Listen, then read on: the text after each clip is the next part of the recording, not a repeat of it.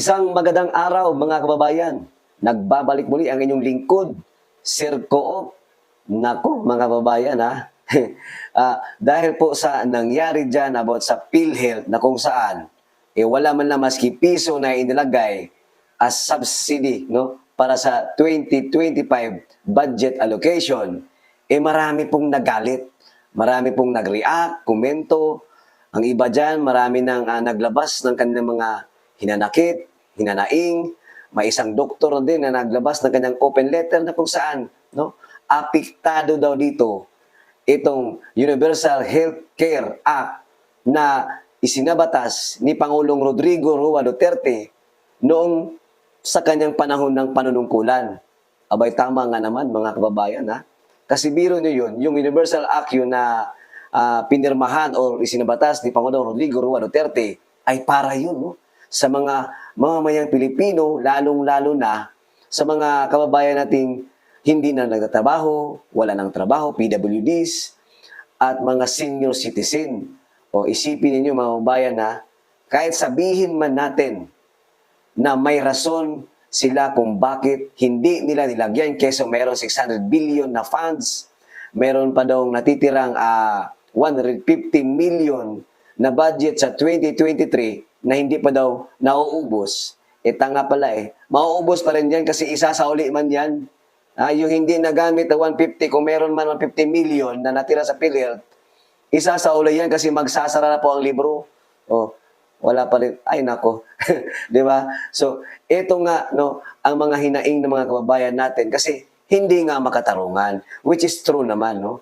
Kahit man lang sana binigyan nila ng kahit piso or, alam mo yun, para hindi naman masyadong halata ba? Tapos ngayon, sino ngayon yung mabibigyan ng leksyon? Na?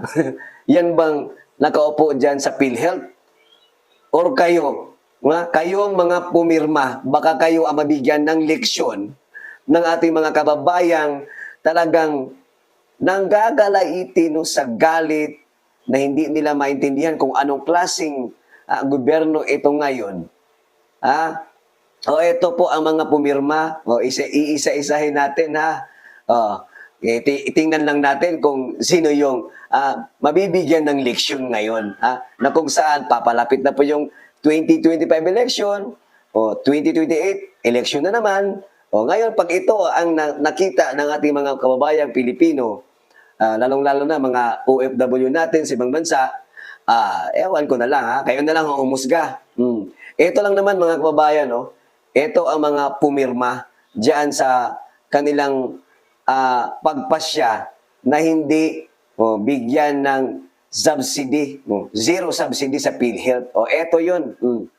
Una, alam naman natin yung mga nasa Congress o mga congressman, iwan vote dyan sila Basahin ko na lang yung pangalan ha. Dito tayo sa Congress. Ang una sa listahan mga kababayan, naku, alam nyo to. Alam nyo to, kadugo to ni siya yung leader dyan na pumapangalawa kay Tambaluslos. Kilala nyo yan. Si Representative Zaldico. Alam niyo naman tong taong to. Gagawa-gawa ng bida-bida dyan sa kanyang lugar sa Ako Bicol Party List na kung saan binaha naman, nagbako-bako pa para lang pakitang tao. Pumirma siya. Pangalawa, itong si Estela Luz Kimbo. Ito mga bayan kayo nang bahala. Ang next, si Gonzales, no? Sino ito? Dong Gonzales, Aurinio Dong Gonzales. Hindi kasi masyadong klaro ba? Next is si Representative David J.J. Suarez. Yan pong pang-apat sa mga congressman na pumirma, si Representative Manuel Jose Manix Dalipi, mga kababayan. Next is si Representative Jude Asidre. Ang pang-anim si Representative Neptali Gonzales II.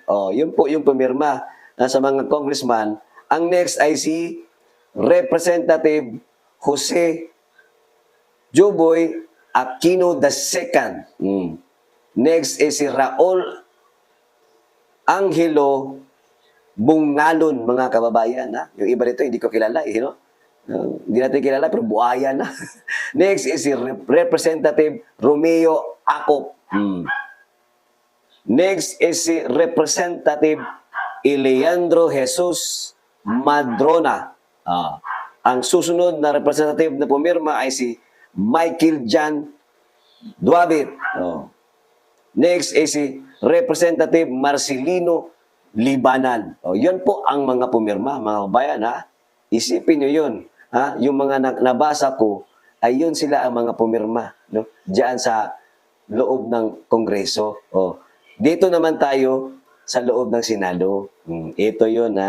Ito yung pumirma. Ang nangunguna sa listahan, mga kababayan, sa senador.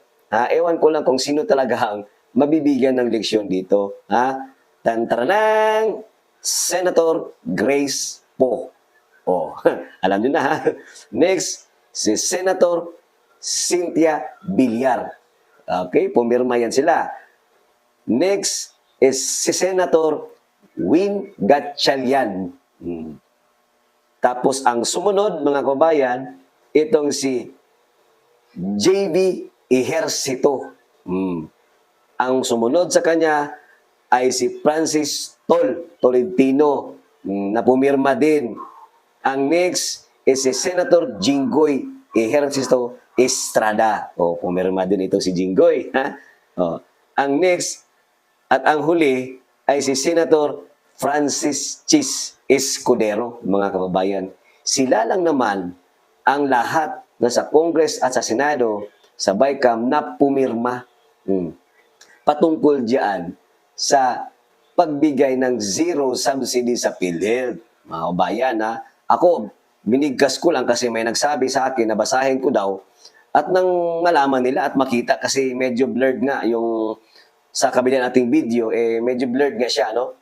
So, yun na po yung mga pumirma, mga kabayan, patungkol doon sa zero subsidy ng PhilHealth.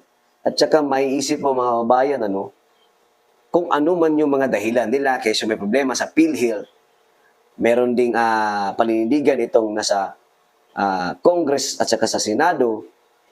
Pero ang pinaka-importante, mga bayan, ay ito po hindi makatarungan. Hindi po tama ito kasi unang-una ang naaapektuhan dito ay yung mga kababayan natin na umaasa sa inyo. No? Yung mga hindi na nakapagtrabaho kasi matanda na, yung mga PWD, no? At take note, magtataka ka, bakit wala man lang ni piso na subsidy? Pumirma sila. How about doon naman sa mga ibang budget na pinirmahan din nila? Kagaya na lang ng ayuda, yung AKAP at saka yung AIX, mga kababayan, or yung mga budget ng mga representative na kung saan, yung mga party list. Dito muna pag ako, may nakausap ako, meron akong nakausap na sabi niya, gawa-gawa lang daw nila yun. Talagang ganun talaga ang style nila kasi nga, ang gusto nila, sila yung bibida, lalong-lalo na papalapit na yung election campaign period. Hindi natin masabi na baka ito'y gamitin din na pondo. Hindi natin masabi, di umano lang di umano. And take note, pwede rin magamit nila yan na kung saan kukulangin ang pondo, halimbawa lang sa PhilHealth. For example kasi, pag may manasakit, may na-hospitalize, alam mo yun? Kung kulang, kasi magkano lang naman ang makukuhang discount, no? Diyan sa PhilHealth, at least meron. Ang problema, baka darating yung time na baka mas kumunti ang makukuha nating diskwento pagdating diyan sa hospitalization bill diyan sa PhilHealth. Ngayon, anong mangyayari kung kukulangin? Lalapit na naman itong mga kababayan natin. Saan? Lalapit sa mga party list na kung saan namimigay na naman ng ayuda. Eto na nga.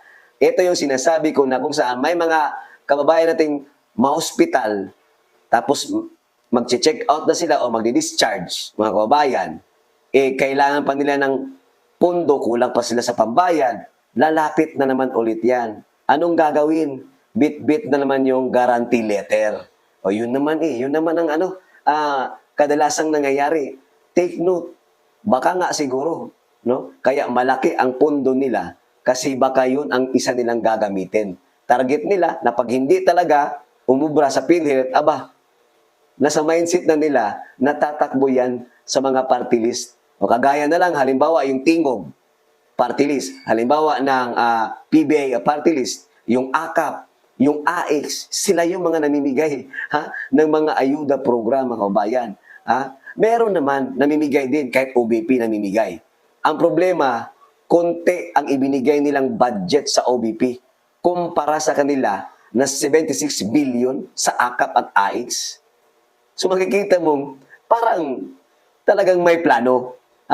May plano itong mga buhayang ito na kung saan sila yung magiging bida habang papalapit na po ang campaign period patungo sa 2028 election. Grabe mga kabayan, no? So kayo na lang po ang humusga. Hanggang dito na lamang mga kabayan. Maraming salamat and God bless us all.